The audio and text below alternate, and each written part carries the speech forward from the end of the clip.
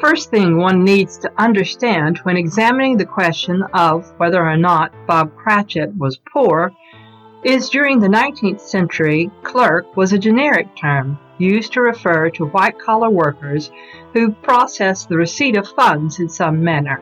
Tellers, bookkeepers, certain sorts of shop assistants, copyists, bonded messengers, personal assistants, legal assistants, and private secretaries are among the occupations that all might be referred to as clerks. Such positions did not require a college degree, but they did require that the candidate needed to read, write, and was proficient in arithmetic. Because clerks handled funds, either directly or indirectly, such jobs were usually considered positions of trust.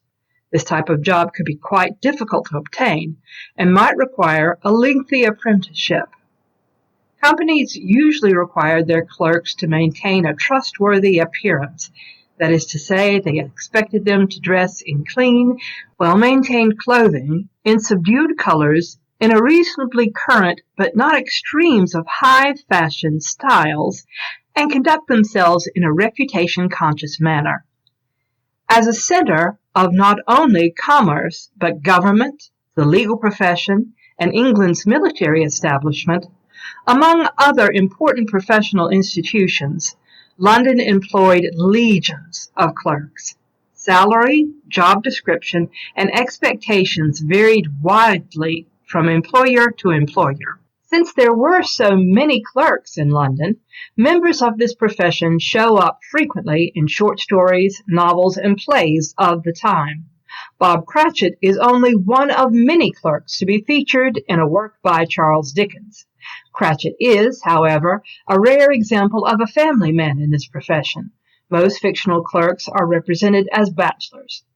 Uriah Heep, who is probably Dickens' second most famous clerk, conforms to another popular stereotype for this profession. In a figurative counterpart to their literal task, fictional clerks were often quite calculating individuals. Evil representatives of the profession used the intelligence their job required and the access to privileged information it granted them as leverage over their hapless employers, wreaking the sort of havoc Heap attempts on the Wickfields in David Copperfield.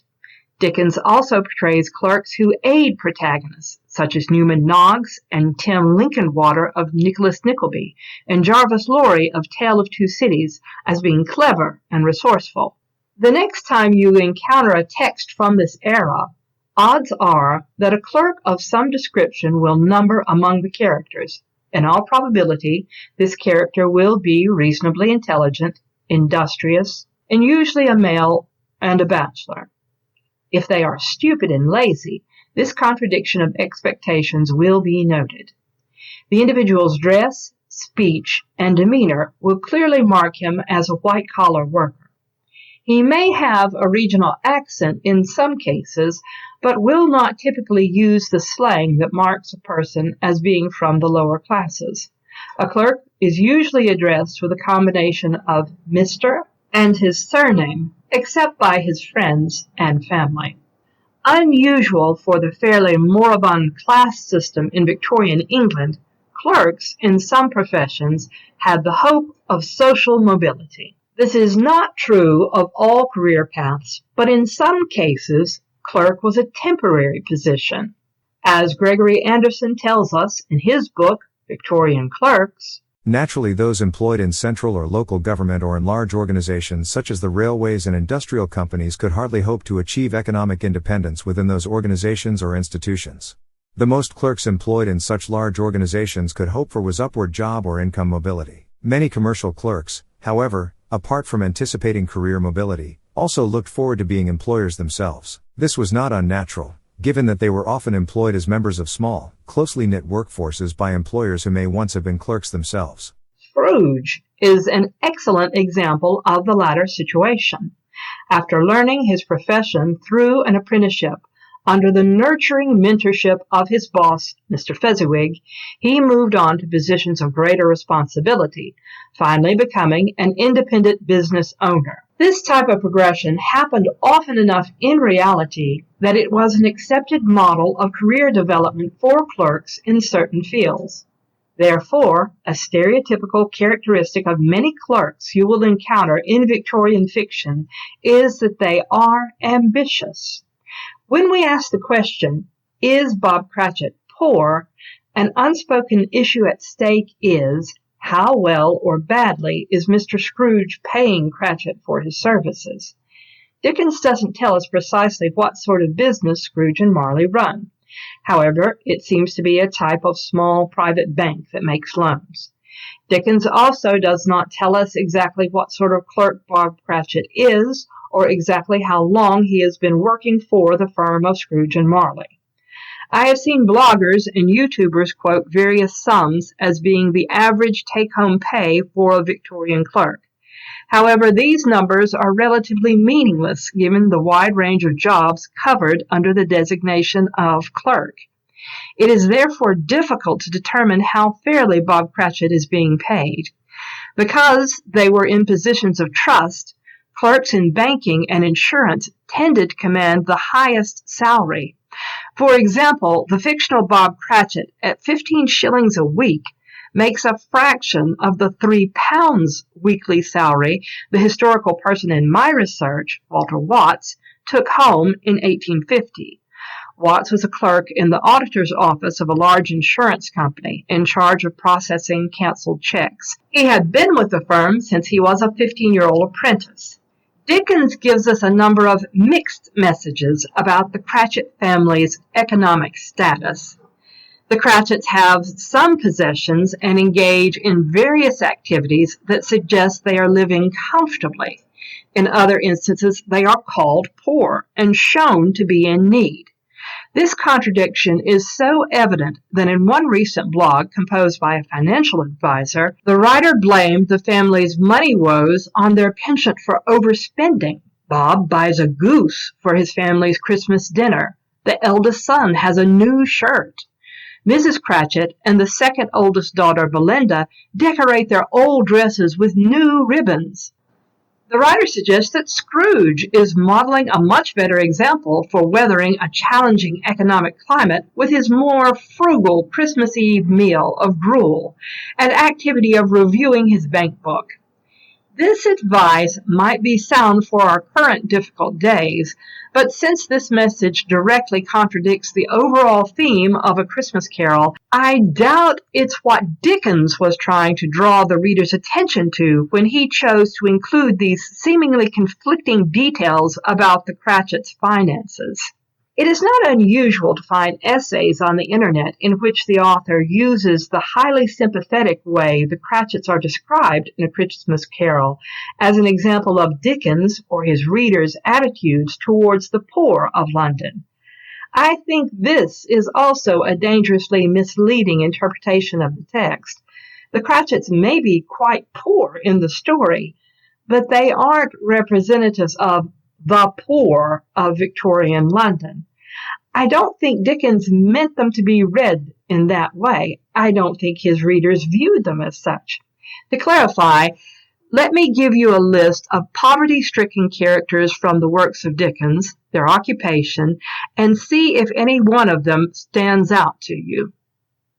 Phil Squad, shooting gallery assistant and former traveling tinker. Tilly Slowboy, nursemaid. Nancy, pickpocket and prostitute. Bill Sykes, thief. Bob, office manager for a small but profitable loan company. As a game featured on Sesame Street used to say, which one of these is not like the others? Then as now, clerking was a white-collar job, a reasonably stable, culturally approved occupation, unlike being a carnival worker, a low-level domestic, a thief, or a prostitute. A more revealing representation of attitudes towards London's urban underclass More likely to be held by Dickens and his readers can be found in the collection of characters who, in stave 4 of A Christmas Carol, gather at the shop of Old Joe, the pawnbroker. The laundress, the undertaker's assistant, and Mrs. Dilber, the charwoman, are all unskilled or semi-skilled blue-collar workers in positions so poorly paid and unstable that they are willing to steal from their employer or client to make ends meet. Their interactions with Old Joe reveal that they are regular visitors to his shop. Theft, apparently, is a standard strategy for supplementing their meager incomes. The possessions and spending habits of the Cratchits are not evidence of overspending, I think, but remnants of nice things they purchased at a time when their financial outlook was not so grim, and evidence of their faith in Bob's earning prospects based on his skill level and seniority.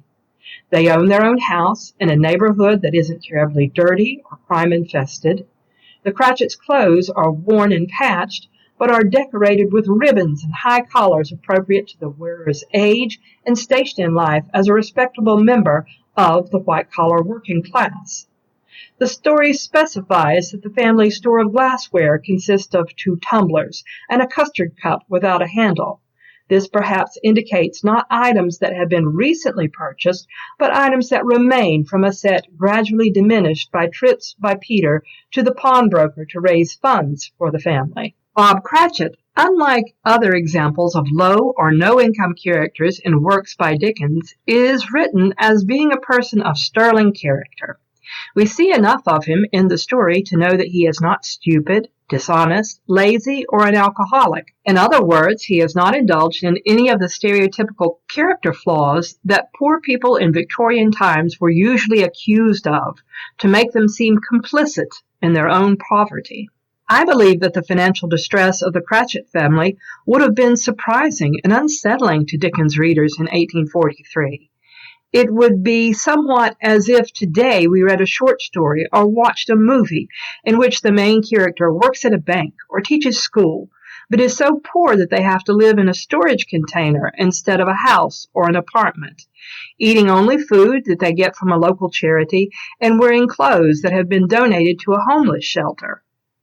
A Victorian reader, in other words, would not ask, "Is Bob Cratchit poor?" but rather, "Why in the world is Bob Cratchit so very poor?"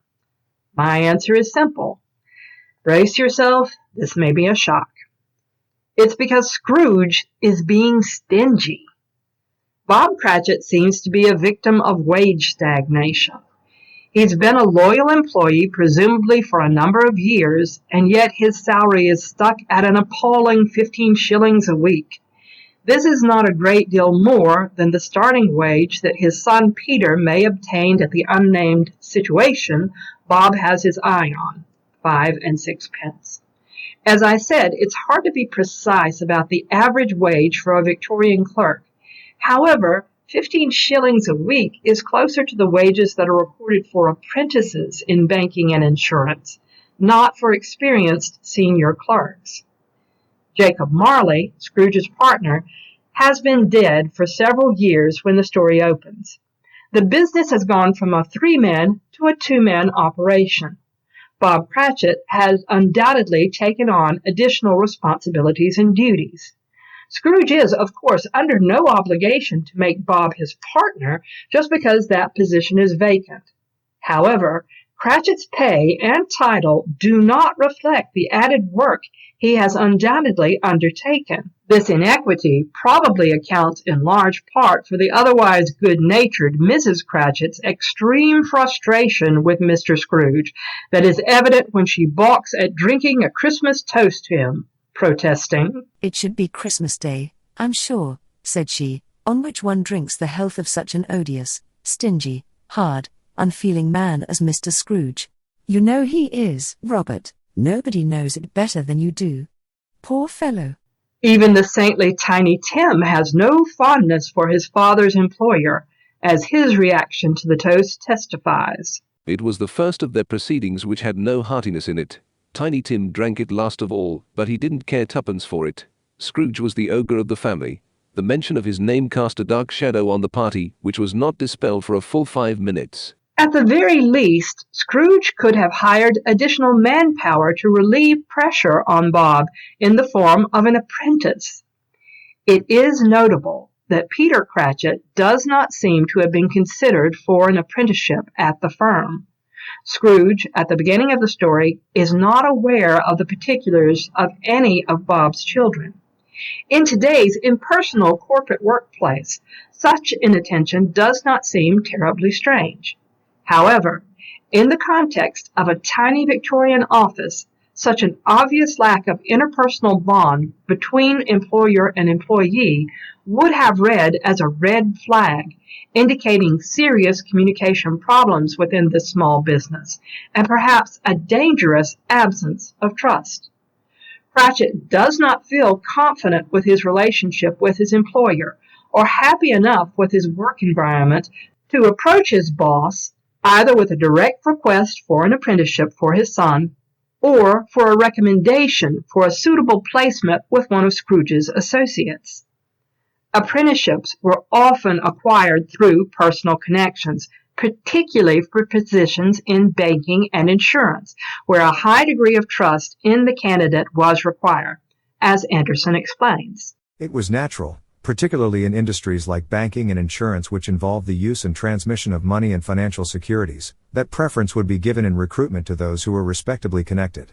One way of ensuring the respectability and integrity of clerks was by recruiting only men who were known personally or were nominated by persons known to the employer. I believe that Victorian-era readers would have noticed the fact that Peter Cratchit was not apprenticed to the firm of Scrooge and Marley, and would have put that down as another black mark against the miser's already stained character. If they did not, Dickens draws attention to Scrooge's dereliction of duty when, in a reality projected by one of the spirits of Christmas, he has Bob express his confidence that Scrooge's nephew Fred will find an appropriate job placement for Peter. You would be sure of it, my dear, returned Bob, if you saw and spoke to him. I shouldn't be at all surprised, mark what I say, if he got Peter a better situation. Today we have different views on child labor. We might feel a bit taken aback at the prospect of such a young boy forced to go to work. However, Victorian readers might feel incensed at a young man like Peter Cratchit being denied the opportunity for advancement that a position at Scrooge and Marley's represented. As Anderson explains, the apprenticeship was seen as the first stage in a career which held out the promise of upward mobility and improved status. In professions such as banking or insurance, clerks embarked on careers in which they had served their apprenticeship.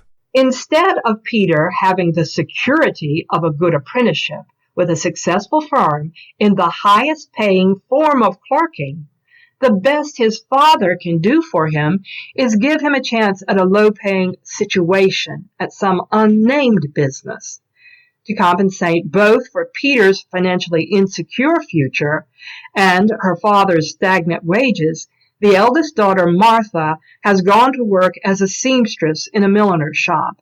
If you have read Nicholas Nickleby, you know that this is a difficult, low-paying, dead-end job with long hours. Again, readers in the Victorian era felt differently than we do now about young women having jobs. They probably did not like the fact that her family's financial distress was denying her the opportunity to find a husband and start her own family. One may think that none of these woes were Scrooge's problem.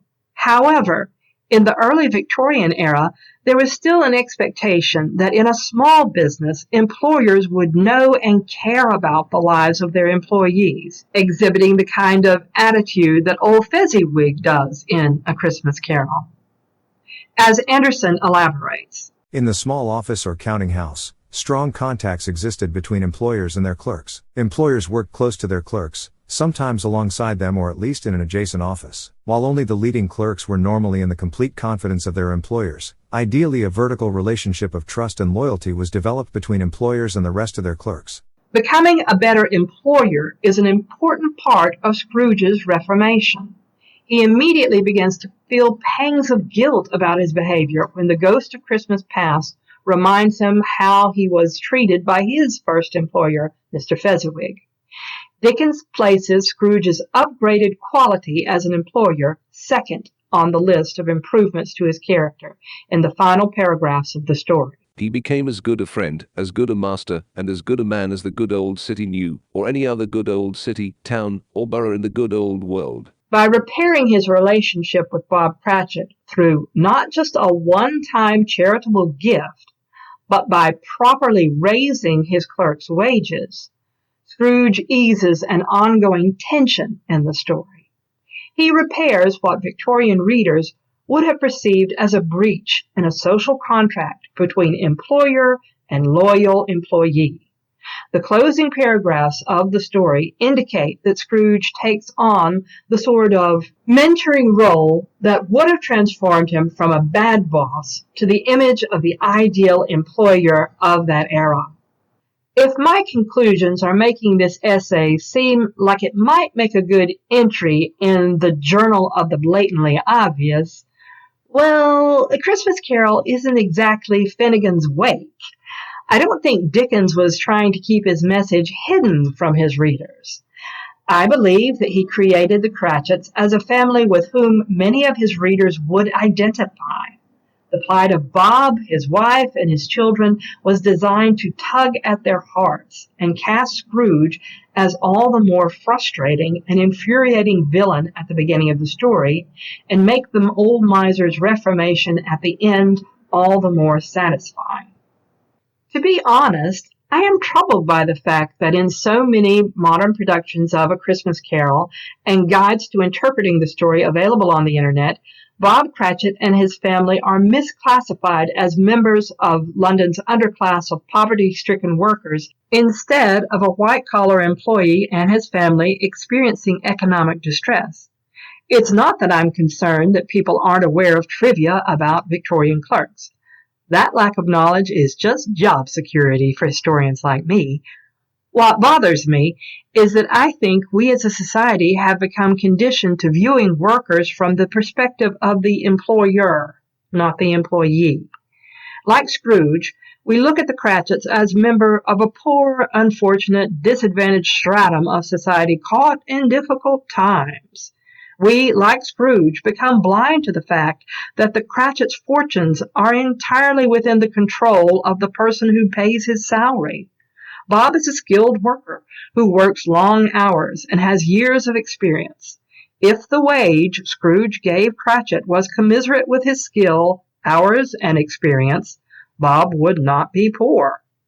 Cratchit's poverty is Scrooge's fault because he is not fairly compensating him. Bob is to blame for his poverty only in the fact that he is being foolishly loyal to the firm of Scrooge and Marley despite ill treatment. One of the great epiphanies that Scrooge experiences as a result of the visitation of the spirits is that the fate of the Cratchits is in his hands. He has the power to single-handedly wipe away their poverty by paying Bob a proper wage. The ending paragraphs to the story indicate that Scrooge turned this idea into action, and the Cratchits' lives became immediately and lastingly better. I don't think that Dickens is here saying that one wealthy person like Scrooge can eliminate all poverty. Rather, the writer is reifying the mutually beneficial bond between employer and employee that gave Victorian workers hope of social and economic advancement. He was reminding us that bosses and workers depend on and therefore should support each other. In the modern corporate world, this level of Dickens' message no longer speaks to readers the way the story originally did. Company policies for large corporations explicitly encourage managers to be impersonal and detached when dealing with subordinates. Employers are profit-driven first and foremost. Advancing the career goals of employees may be highlighted in hiring brochures, but is rarely an actual priority of most businesses. In other words, it is likely that our bosses have mindsets like Scrooge, the villain of the story, before he reforms. Even worse, we workers have learned to see ourselves through the eyes of such bosses. Employees are just people who can be hired, fired, laid off, and paid as best suits the bottom line of the company.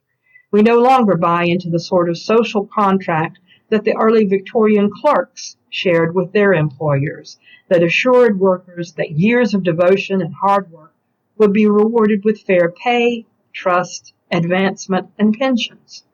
If you want to have power in your job, we have come to believe, you need to be smart like Scrooge and get focused on becoming a boss.